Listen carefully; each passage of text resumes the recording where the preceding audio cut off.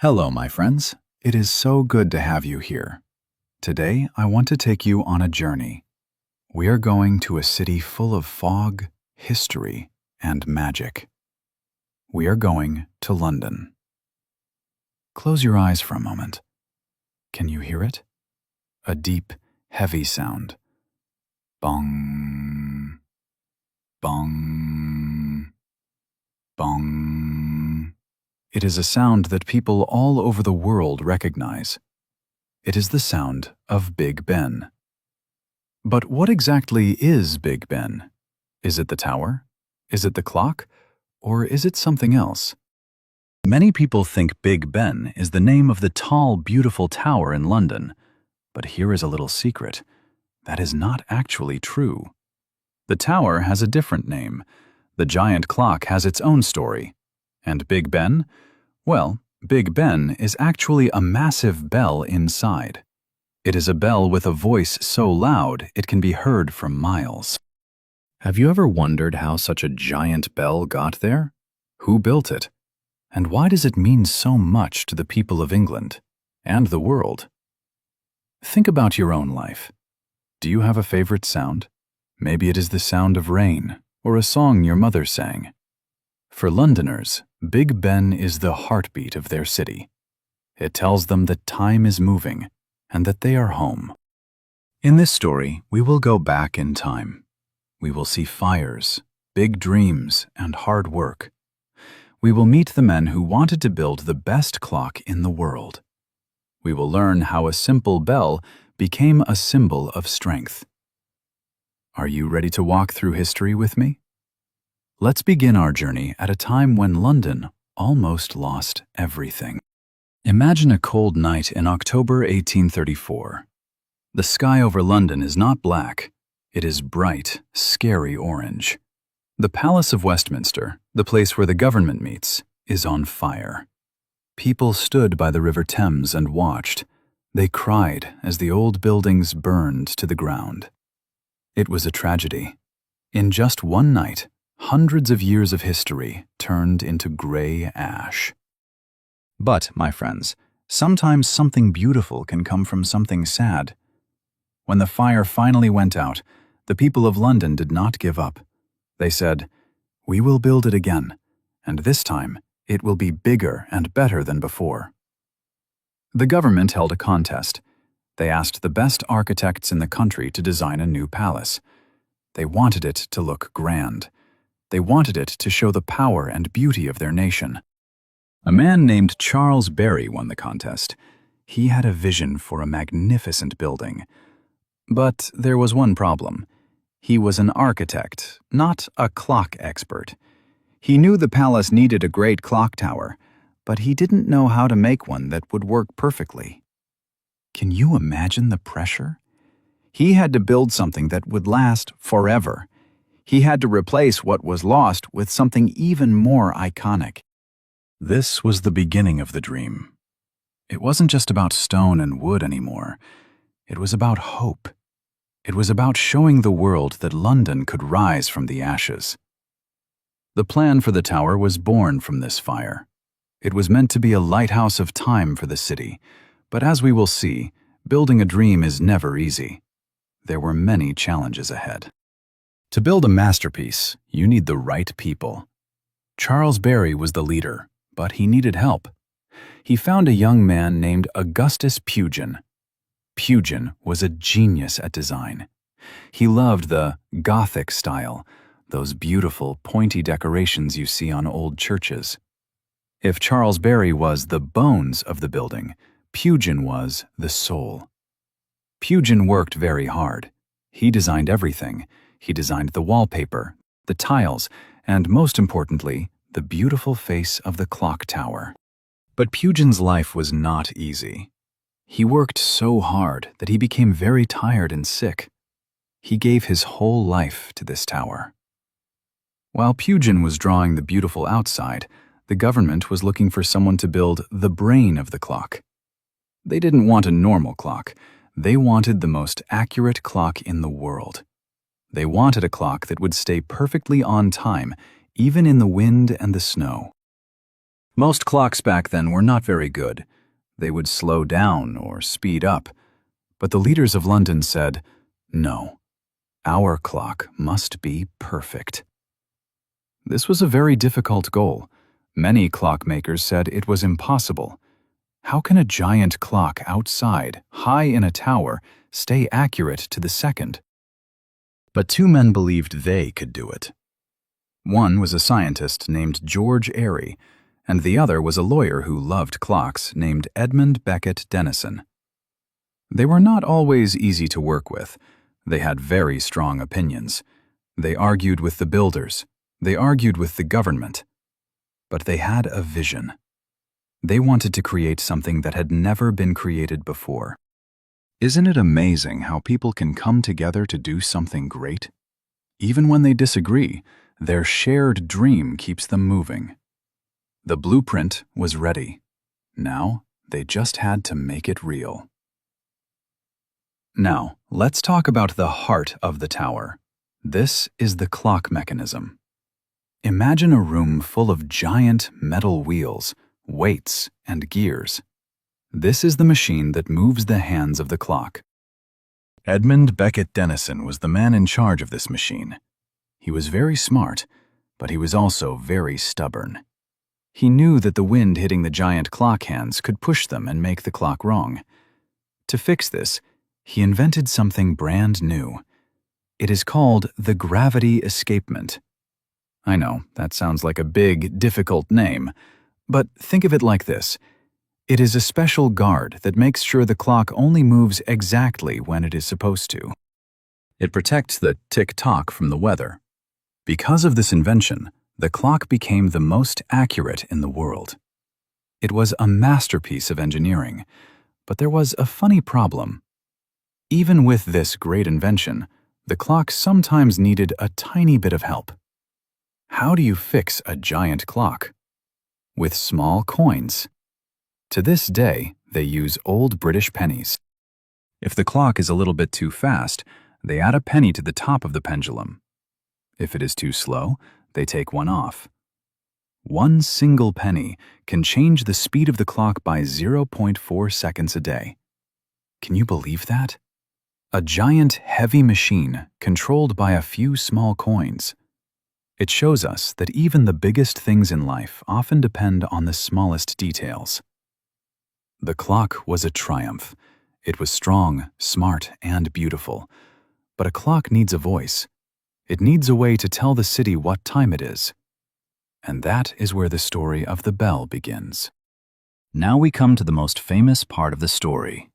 The bell. The Great Bell. But did you know the Big Ben we hear today was not the first one? The first bell was made in 1856. It was huge. It weighed 16 tons. It was so big that it had to be carried through the streets of London by 16 white horses. People cheered. They were so excited. But then, something terrible happened. While they were testing the bell, it cracked. The sound was ruined. All that hard work was gone.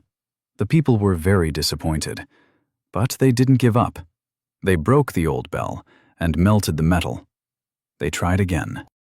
In 1858, a second bell was made in a place called the Whitechapel Bell Foundry. This bell was a little smaller, about 13.5 tons, but it was still a giant. This second bell is the one we call Big Ben. But why Big Ben? There are two stories. Some people say it was named after Sir Benjamin Hall. He was a very tall man who helped manage the building project. People liked him and called him Big Ben. Other people say it was named after Ben Conte.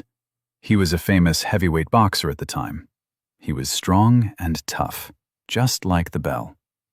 We don't know for sure which story is true. Maybe it's a little bit of both. But the name stuck. Soon, everyone was talking about Big Ben.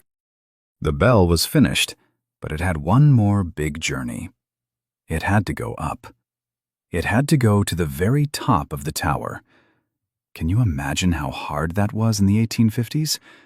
No giant electric cranes, just ropes, pulleys, and human strength.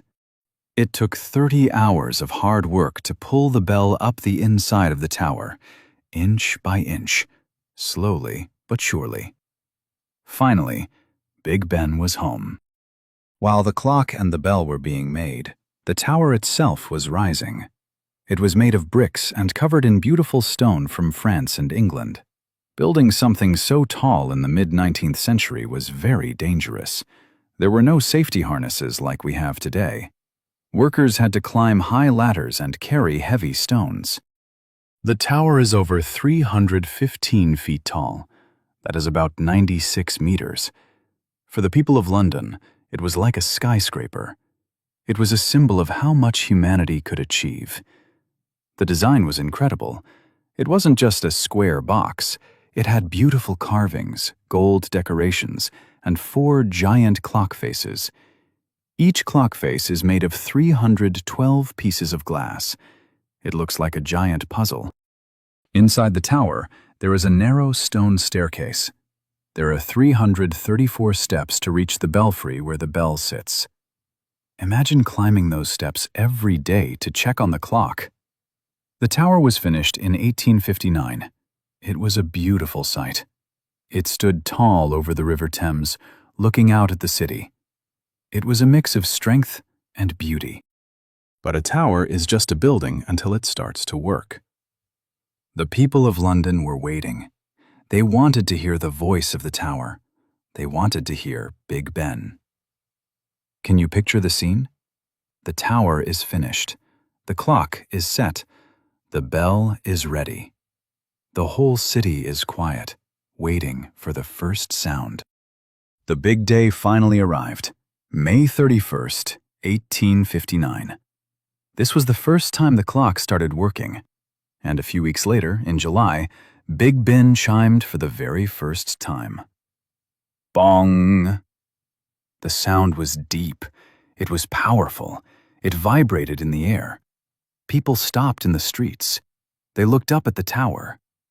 London finally had its voice. But then, just 2 months later, disaster struck again. Big Ben cracked. Again! The engineers were very sad. They couldn't take the bell down. It was too heavy, and the tower was already finished. So, what did they do? They used their brains. They turned the bell just a little bit so the hammer would hit a different spot. They also made the hammer lighter and cut a small V shape into the crack so it wouldn't spread. And you know what? It worked. The crack changed the sound of the bell slightly. It made it sound a little bit off-key. But that is the sound we know and love today. It is a unique voice. It is a voice with a story. Soon, the sound of Big Ben became part of daily life. In 1923, the BBC started broadcasting the chimes on the radio. Suddenly, people all over the country, and later the world, could hear Big Ben in their own homes. It became more than just a clock. It became a friend. It told people when to wake up, when to work, and when to rest. It was a constant presence in a changing world. When you hear that sound, remember, it's not perfect. It's a little bit cracked. But that is what makes it special. Just like us, it has its flaws, but it still rings out loud and proud. Over the years, Big Ben has seen many things. It has seen kings and queens come and go. It has seen the city grow from a place of horses and carriages to a place of cars and computers. But its most important time was during the World Wars. During World War II, many buildings in London were destroyed by bombs. One night, a bomb even hit the tower and damaged the clock face. But did Big Ben stop? No. Even with the damage, the clock kept ticking. The bell kept chiming. During the dark nights of the war, people would listen to the chimes on the radio. It gave them hope. It told them, "We are still here. We are still standing. Time goes on, and we will survive." Because of the war, the lights on the clock faces were turned off so enemy planes couldn't see them. But the sound could not be hidden. It was a symbol of resilience. Resilience means the power to keep going even when things are very hard. Big Ben has also been there for happy times. It rings for the new year. Thousands of people gather around the tower to count down the seconds. 10, 9, 8. When the clock hits midnight and the bell strikes, people hug and kiss. They look forward to the future. Big Ben is there to welcome the new year with them, every single time. It is a witness to history. It doesn't just tell the time, it marks the moments that define our lives. It is a steady hand in a world that often feels very fast and confusing. As we come to the end of our story, let's look at the tower today. For a long time, people just called it the Clock Tower. But in 2012, something special happened. To celebrate the 60th year of Queen Elizabeth II's reign, the tower was officially renamed. Its name is now the Elizabeth Tower. It was a way to honor a queen who, like the tower, was a symbol of stability for a very long time. Recently, the tower went through a big checkup. For 5 years, it was covered in scaffolding. Workers cleaned the stones, fixed the clock, and even repainted the clock hands. Did you know the hands weren't always black? During the cleaning, they found the original color. It was a beautiful bright blue. So they painted them blue again to match the original dream of Pugin and Barry. In 2022, the work was finished. The Elizabeth Tower emerged looking like new. Big Ben began to ring regularly again, and the people of London cheered. Their friend was back. So, my friends, what have we learned? We learned that Big Ben is a bell, not a tower. We learned that it was born from fire and built with passion. We learned that it is not perfect, but it is strong. The Elizabeth Tower reminds us that time is precious. It reminds us that even after a fire, or a war, or a crack, we can still stand tall. We can still find our voice. Next time you see a picture of London, or hear a deep bell on the radio, I hope you smile. I hope you remember the stories of the white horses, the old pennies, and the 2 Bens. Thank you for joining me on this journey. It has been a joy to share this story with you. Remember, history is not just about dates and names. It is about the heart and soul of the things we build. Until next time, keep listening, keep learning, and keep dreaming.